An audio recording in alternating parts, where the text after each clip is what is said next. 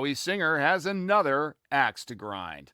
Welcome to the Unlimited Supply Podcast, your daily music business TLDR in your ear, powered by a network of the smartest people in the music industry, tech, and finance, and brought to you by NoDisk, helping music technology and finance companies navigate the music industry, and partnered with Digital Music News. I'm Lars Murray. It's March 26th, 2026. It's Tech Tuesday and the eve of our 500th episode. I'm traveling today, so we're preempting Touring Thursday for an Axe Grinder episode, where we turn over unlimited supply to our friends of the pod with an axe to grind about a particular issue in the music industry today. Today's Axe Grinder is Howie Singer. He's our first three-time Axe Grinder. A tip of the hat to the other folks who have graced our podcast. You are all welcome back whenever you have something to expound upon. And of course, if you are listening and you have some wisdom to share, hit me up. Howie Singer worked at Warner Music Group for 15 years as the chief technologist for the strategy group. Currently, he's an adjunct professor in the NYU Music Business Program and advises companies on various tech issues. With Bill Rosenblatt, he wrote Key Changes, the 10 Times Technology Transformed the Music Industry, and it's published by Oxford Press. Howie's been paying a lot of attention to how execs in the AI industry say the darndest things, and today his focus is on meta and some circular reasoning. The subject is particularly timely this week, with the administration doubling down on its position that using works for AI training is fair use, and that Congress has no business making laws about AI training data. Howie's got some thoughts on training data. Take it away, Howie. This is Howie Singer, and I am once again grinding my axe about the dumb things that smart people say about generative AI. I've highlighted the claims made by top AI executives and their investors before. Today, I'm on the lawyer's case, so to speak.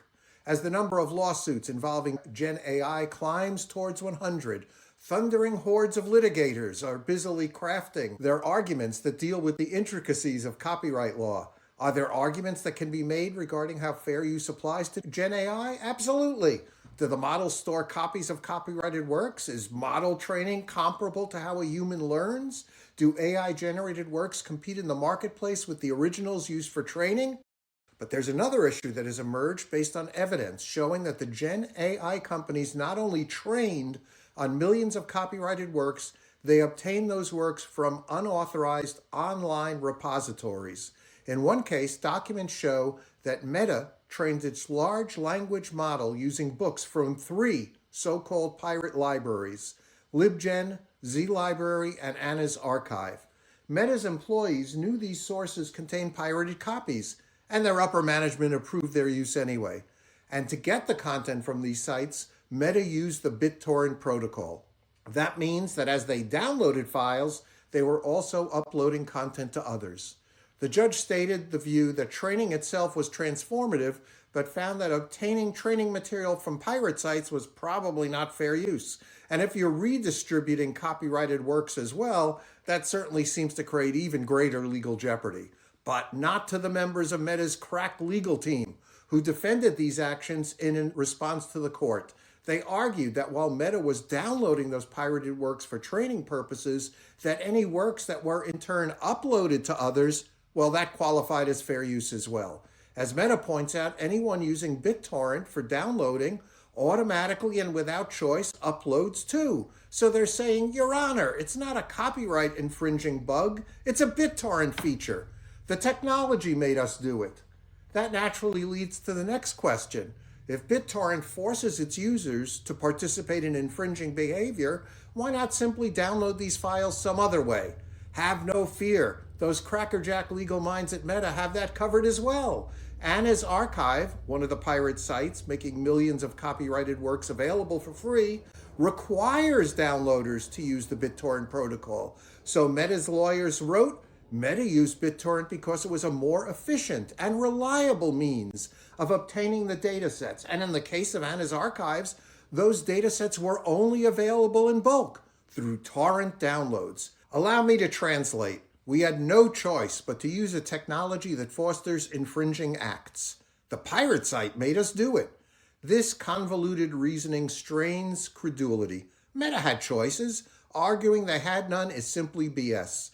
To summarize, Meta decided as a matter of corporate policy to acquire copyrighted works for training without permission from or payment to the creators.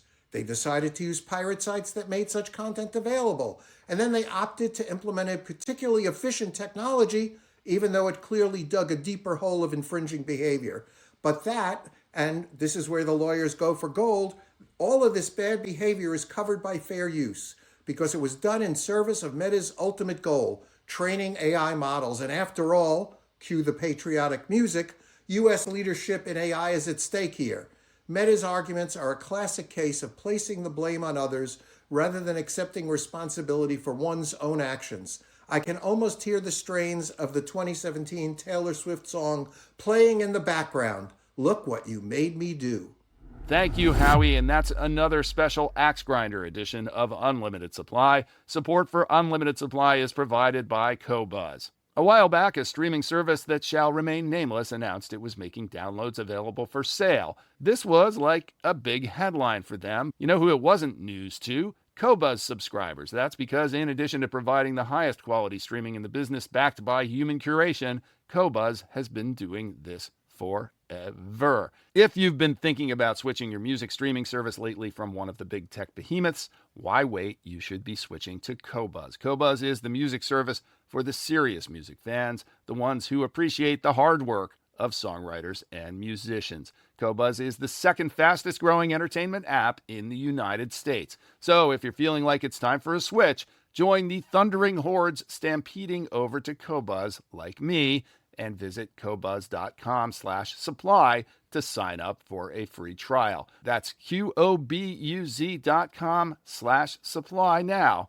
for a free trial. If you like what you hear, please hit that follow button wherever you get your pods, including now Substack. I live for your praise and encouragement in person, but it helps a lot more if you drop us a rating and or a review on Apple Podcasts, YouTube, or Spotify, and tell a friend or three. Links are in the show notes, but you can also visit unlimitedsupplypod.com to sign up for our newsletter, to tell us what you think about the show, to suggest feature ideas, to feed us info, to feed us lunch, to call us out on our dubious assertions, and to tell us what we're missing out on. I'm Lars Murray, and remember, in this business, no conflict means no interest.